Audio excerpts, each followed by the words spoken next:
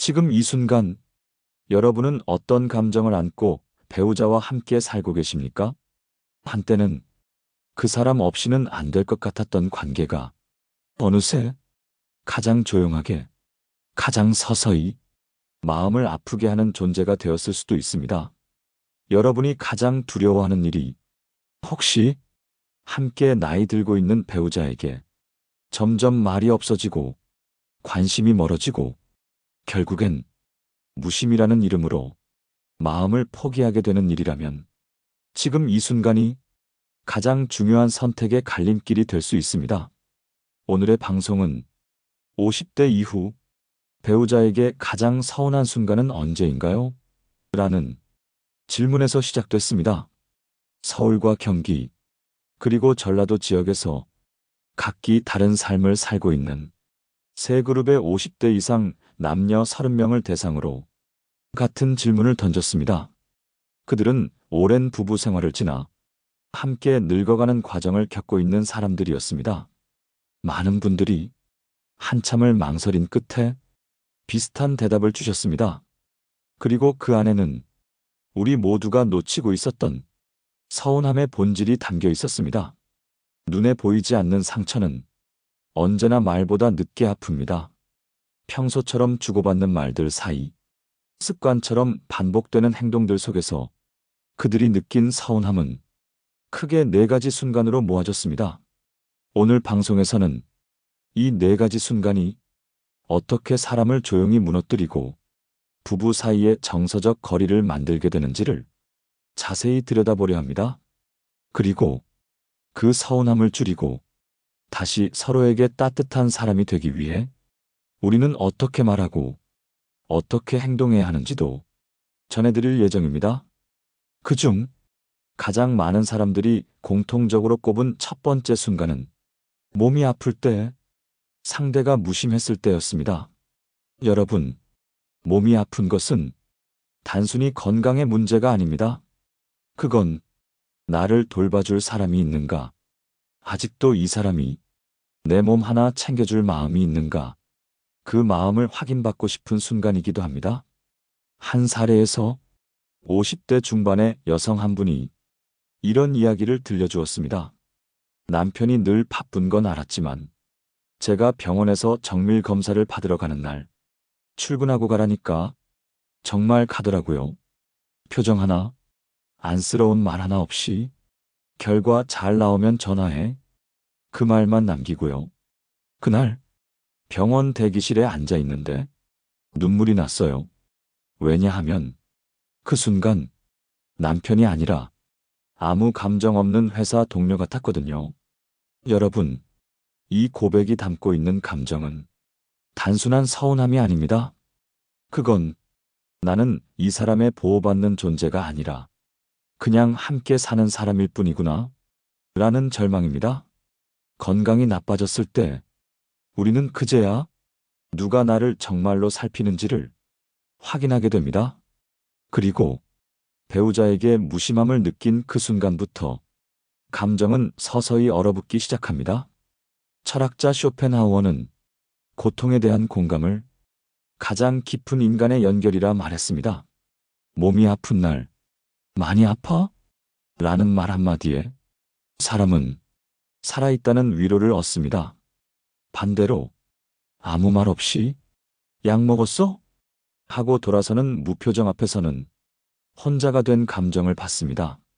여러분, 우리가 50을 넘기고 60을 향해 나아갈수록 몸은 서서히 무너져가고 그 무너짐 앞에서 가장 절실한 건 약도, 음식도, 치료도 아닌 함께 있어주는 그 사람의 손입니다. 이번에는 두 번째로 많은 분들이 공감한 배우자에게 가장 서운했던 순간, 내 이야기에 무관심할 때에 대해 조금 더 깊이 이야기 나누겠습니다. 이번에는 배우자에게 가장 서운했던 두 번째 순간, 내 이야기에 무관심할 때에 대해 깊이 이야기해 보겠습니다. 이 항목은 남성과 여성 모두에게서 고르게 언급된 사례였습니다. 여러분, 사람은 누구나 자기 이야기를 들어주는 사람에게 마음을 엽니다. 나이 50을 넘긴 부부 사이에서도 이것은 다르지 않습니다. 오히려 인생의 절반 이상을 함께한 배우자에게 내 말이 더 이상 의미 없게 느껴질 때, 그때의 서운함은 서서히 마음의 등을 돌리는 계기가 됩니다. 전라북도 익산에 사는 59살의 김순자 씨는 이런 이야기를 해주셨습니다. 제가 지난주에 손주 돌보느라 허리가 나갔거든요. 병원에 갔다 오면서 남편한테 애가 밥은 어떻게 먹는지, 며느리는 요즘 어떤지, 내가 얼마나 힘들었는지 쉴 새 없이 말했어요. 근데 남편은 대꾸 한마디 없이 스마트폰으로 뉴스만 계속 보는 거예요. 그러더니 갑자기 애들은 요즘 유치원에서 뭐 배우나? 이러는 거예요. 제가 조금 전까지 말한 걸 하나도 안 들었다는 거죠. 이 고백을 들으며 그 자리에 있던 다른 여성들도 고개를 천천히 끄덕였습니다. 여러분, 이건 단지 말을 안 들어줘서 서운한 문제가 아닙니다. 이야기를 들어주지 않는다는 건 나는 너에게 관심이 없다는 무언의 선언과도 같습니다. 결혼 초엔 서툰 표현도 예뻤고 실수도 애틋했지만 세월이 흐른 뒤에도 내 감정에 관심 없다는 태도는 더 이상 미련이 아니라 무관심이 됩니다. 경기도 수원에 사는 60살의 이경호 씨는 아내의 무관심한 반응에 마음이 다치는 느낌을 받았다고 말했습니다. 내가 퇴직 후에 조경 일 좀 배워보려고 했거든요. 퇴직금 조금이라도 굴려보자 싶어서. 근데 그 얘기를 꺼냈더니 아내가 한숨 쉬면서 그 나이에 뭘 배우긴, 딱 그 말만 하더라고요. 그날 저녁 말을 섞고 싶지 않았어요. 말이 짧다고 마음이 짧은 건 아닙니다. 그 한마디가 서로를 연결하던 마음줄을 툭 끊어놓을 수도 있습니다. 특히 50 이후의 대화는 정보의 전달이 아니라 존재의 확인입니다. 내가 살아있다는 걸 너에게 알려주고 싶어. 내가 아직 꿈이 있다는 걸 내가 알아줬으면 좋겠어. 이런 마음으로 꺼낸 말에 무심한 반응이 돌아올 때 사람은 그 마음을 닫기 시작합니다. 여러분, 이야기를 들어준다는 건 단지 귀를 열고 있는 것이 아닙니다. 그 사람의 말 속에 담긴 표정, 눈빛, 말끝의 떨림까지 함께 들어주는 태도입니다. 철학자 루트비 비트겐슈타인은 말했습니다. 진짜 대화는 말과 말 사이의 침묵 속에서 상대의 마음을 읽는 것이다. 말을 듣는다는 건 그 사람의 마음을 같이 살펴보겠다는 약속입니다. 여러분, 혹시 최근에 배우자의 이야기를 한 번이라도 끝까지 들어보셨나요? 질문 없이, 비판 없이, 핸드폰도 내려두고 그 사람의 말에만 집중한 시간이 언제였는지 기억나시나요? 말을 들어주지 않으면 사람은 어디선가 그 말을 들어줄 사람을 찾게 됩니다. 그게 친구일 수도 있고, 자녀일 수도 있고, 어떤 때는 위험한 관계로 이어질 수도 있습니다. 이번에는 세 번째로 많은 분들이 공감한 자신을 무시하거나 비교했을 때 그 서운함의 순간을 사례와 함께 이야기 나누겠습니다. 이번에는 배우자에게 가장 서운했던 세 번째 순간, 자신을 무시하거나 남과 비교했을 때에 대해 이야기해 보겠습니다. 이 항목은 남성 응답자들에게서 특히 많이 나왔습니다. 여러분, 무시라는 감정은 말 한마디, 표정 하나, 심지어는 말하지 않은 침묵 속에서도 얼마든지 느껴질 수 있는 감정입니다. 그 감정은 사람을 깊이 찌릅니다. 그리고 특히 50대 이후의 무시는 존재 자체를 흔드는 상처가 됩니다. 왜냐하면 그 시기에 사람들은 세상의 중심에서 점점 비켜나고 있는 자신을 이미 충분히 느끼고 있기 때문입니다. 경기도 남양주에 사는 62살의 김성환 씨는 이렇게 말했습니다. 저는 예전엔 건설회사에서 현장 소장으로 일했어요. 지금은 퇴직하고 작은 텃밭 가꾸며 지내죠. 얼마 전 아내가 동네에 새로 이사 온 집 얘기를 하다가 그 집 남편이 아직도 대기업 다닌다면서 같은 나이인데 참 부지런하대. 이런 말을 했어요. 그 순간 가슴이 철렁했죠. 그냥 아무 말도 하기 싫어졌어요. 이런 말은 아내 입장에선 가벼운 이야기일 수 있습니다. 하지만 그 안에는 나는 너보다 그 남자가 더 괜찮아 보이더라는 무의식이 담겨 있을 수 있습니다. 사람은 누군가와 비교당할 때 그 관계에서 자신의 자리를 다시 생각하게 됩니다. 그 자리가 존중받지 않는 자리라면 그 사람은 마음을 철수하게 됩니다.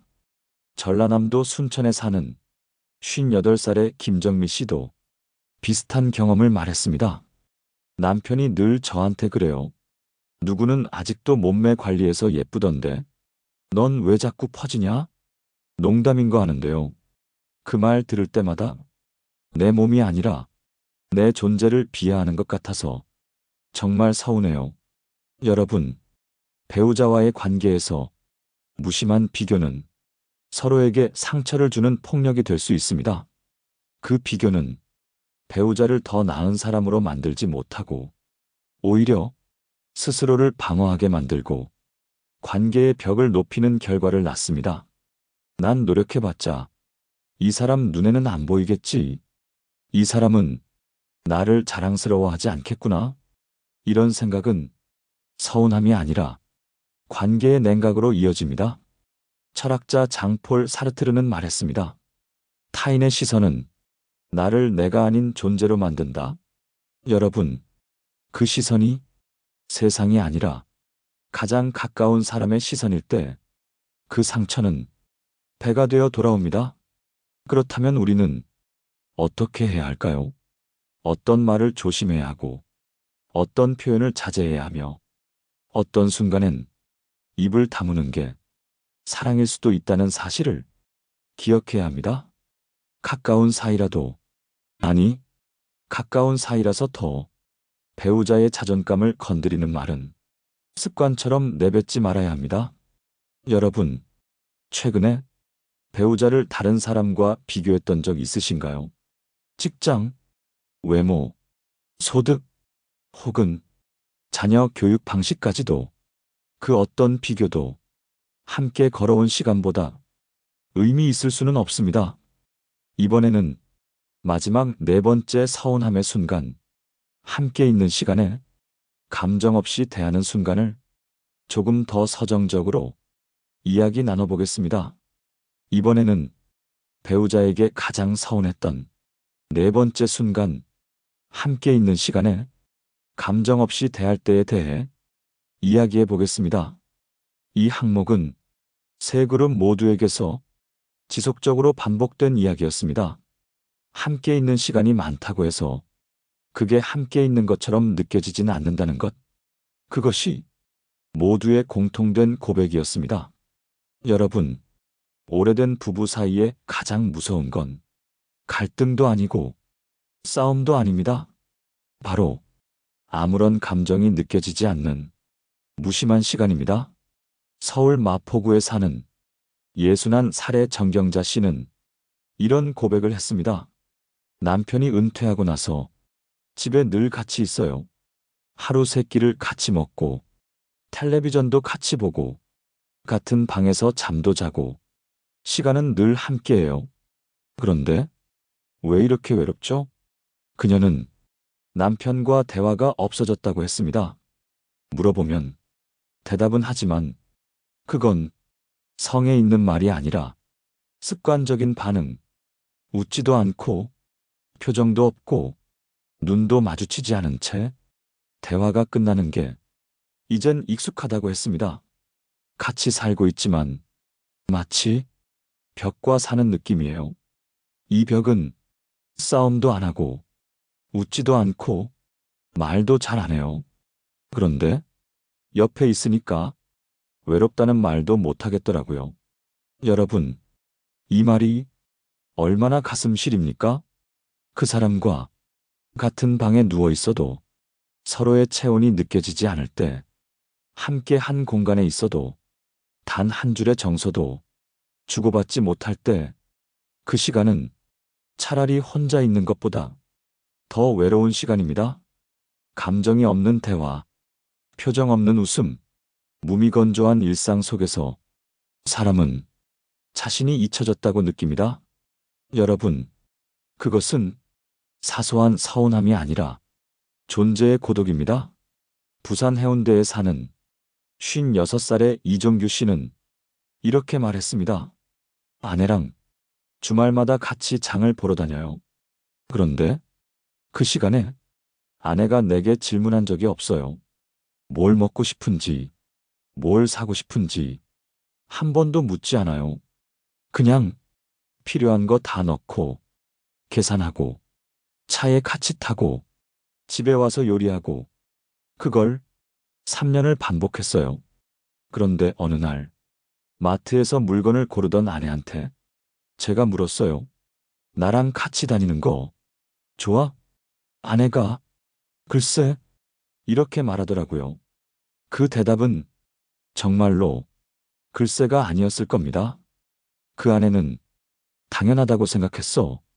그냥 늘 같이 있었으니까 특별히 나쁘지도 좋지도 않았어라는 모호한 감정이 모두 들어있었겠지요. 철학자 마르틴 부버는 말했습니다. 진짜 관계는 사람과 사람이 너와 나로 마주보는 순간에 시작된다.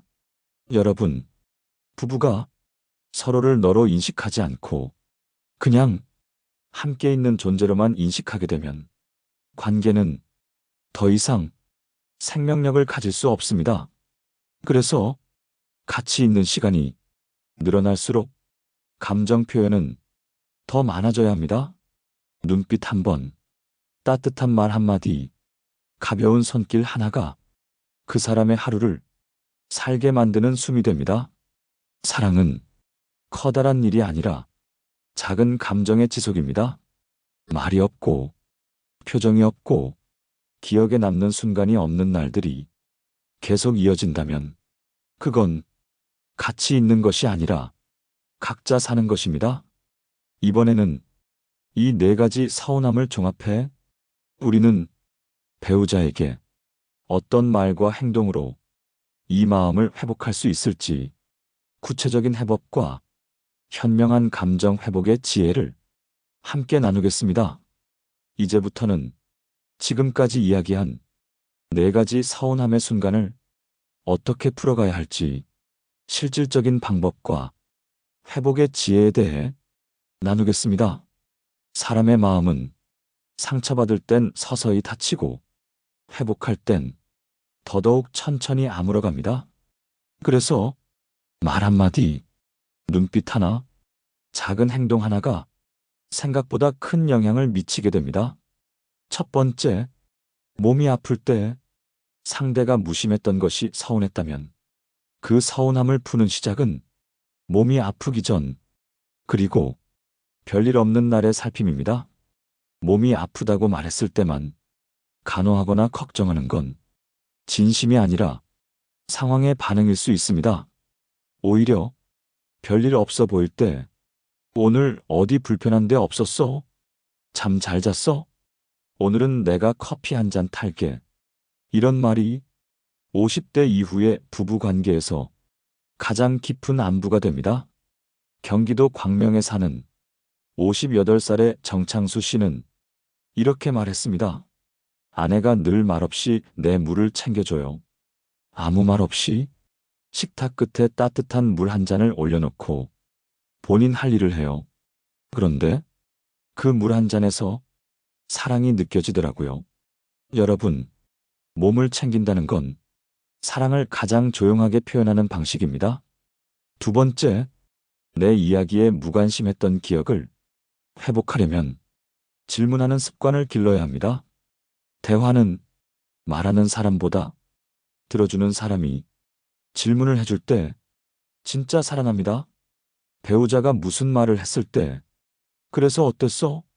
그 말 듣고 기분이 어땠어? 그 다음엔 어떻게 됐어? 이 세 가지 질문만 있어도 상대는 아, 이 사람이 나한테 정말 관심 있구나 느끼게 됩니다. 한 여성이 이런 말을 했습니다. 남편이 예전에는 제가 말을 걸면 고개도 안 돌렸어요. 근데 요즘엔 그랬어? 속상했겠다. 이렇게 대답을 해줘요. 그거 하나 바뀌었는데 이 사람이 나를 다시 사랑해주는구나. 그게 느껴지더라고요. 여러분, 대화는 기술이 아닙니다. 상대에게 마음을 열고 그 사람을 살아있는 존재로 대하는 마음입니다. 세 번째, 비교하거나 무시하는 말로 상처 줬던 것을 회복하려면 존중의 말을 의식적으로 연습해야 합니다. 당신 덕분에 내가 든든해. 당신 생각이 맞을지도 몰라. 나는 당신처럼 못할 거야. 이런 말은 격려를 넘어 존재를 인정하는 말입니다. 서울 송파구의 59살 여성은 남편이 퇴직 후 작은 가게를 열고도 계속 좌절할까봐 이런 말을 자주 했다고 합니다. 당신처럼 새로운 일 시작할 용기 나한텐 없을 거야. 멋지다. 정말로 그 말에 남편은 가게 매출보다 더 큰 자신감을 얻었다고 말했습니다. 네 번째, 가치 있는 시간에 감정 없이 대했던 것을 바꾸기 위해선 작은 애정 표현을 습관처럼 실천해야 합니다. 요리할 때 옆에 앉아 이거 오늘은 내가 할게라고 말하기, 설거지 끝난 뒤 수고했어라고 말하기, 문을 열어주며 춥지? 라고 말하기. 이 말들은 사소해 보여도 가슴속에 오래 남는 말입니다. 철학자 칼 로저스는 진짜 위로는 상대가 혼자라고 느끼지 않게 존재로 곁에 있어주는 것이라 했습니다. 여러분, 서운함은 거창한 상처에서 오는 게 아닙니다. 오히려 매일 같은 공간, 같은 시간, 같은 행동 속에서 한 번도 눈빛이 닿지 않았다는 감정에서 옵니다. 이번에는 이런 감정을 줄이기 위해 가정 안에서 우리가 매일 할 수 있는 아주 쉬운 루틴과 실천법들을 알려드리겠습니다. 이제는 여러분의 일상 안에서 지금 당장 실천할 수 있는 아주 작고 단순하지만 놀라운 효과를 주는 감정 회복 루틴에 대해 이야기해 보겠습니다. 이건 거창한 이벤트나 비싼 선물 혹은 깊은 대화가 아닙니다. 오히려 날마다 반복할 수 있고 삶의 틈에 자연스럽게 스며들 수 있는 실천 중심의 표현입니다. 첫 번째 루틴, 아침 인사를 꼭 나누세요. 너무 당연해서 어느 순간 잊어버린 이 말, 잘 잤어? 오늘도 힘내자. 이 말이 하루를 시작하는 사람에게 얼마나 큰 감정의 위로가 되는지 여러분은 아십니까? 한 상담 사례에서 남편이 갑자기 아침마다 아내에게 오늘 기분은 어때? 라고 묻기 시작하자 아내가 며칠 만에 식탁에서 눈물을 흘렸다는 이야기가 있습니다. 그 눈물은 단지 고마움이 아니라 오랫동안 아무도 자신의 마음을 묻지 않았다는 서운함이 터져나온 순간이었습니다. 두 번째 루틴, 하루에 한 문장, 감정 표현을 하세요. 고맙다, 미안하다, 좋다, 든든하다, 보고 싶었다. 이 5개의 말 중 하루에 단 한 문장만 진심으로 꺼내보세요. 말을 잘 못하겠다면 메모지에 아침에 써서 냉장고에 붙여두는 것도 좋습니다.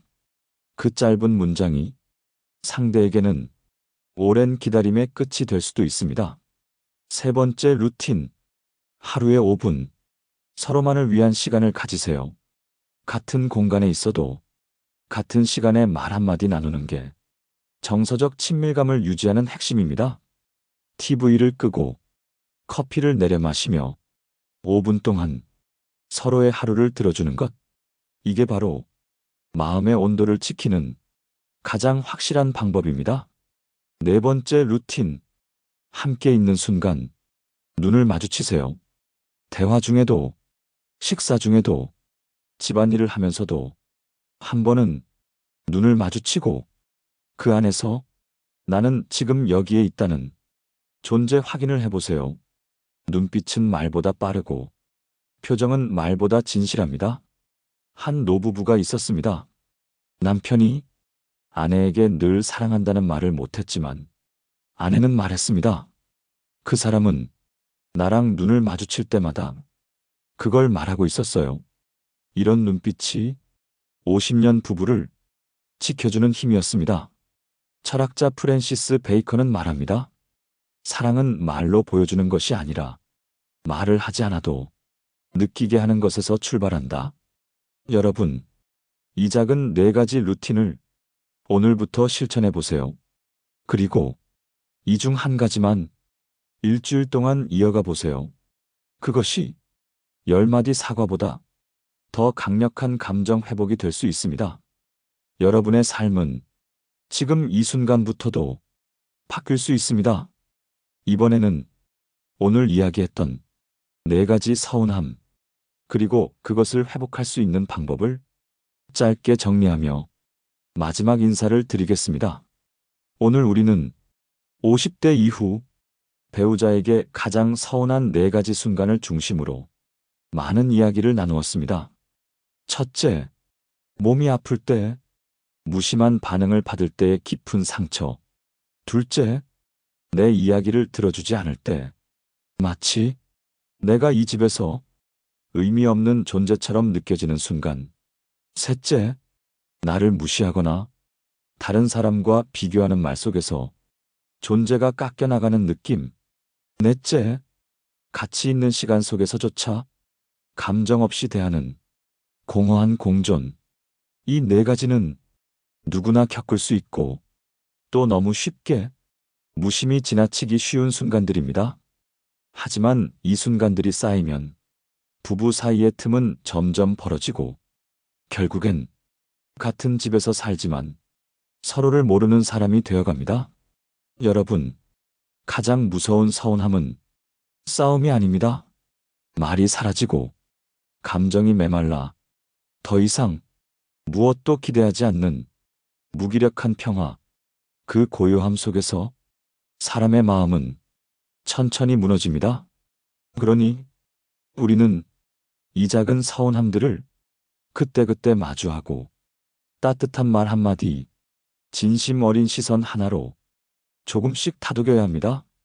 오늘 함께 나눈 감정 회복 루틴 기억나시죠? 아침 인사, 감정 표현, 5분 대화, 눈을 마주치는 시간.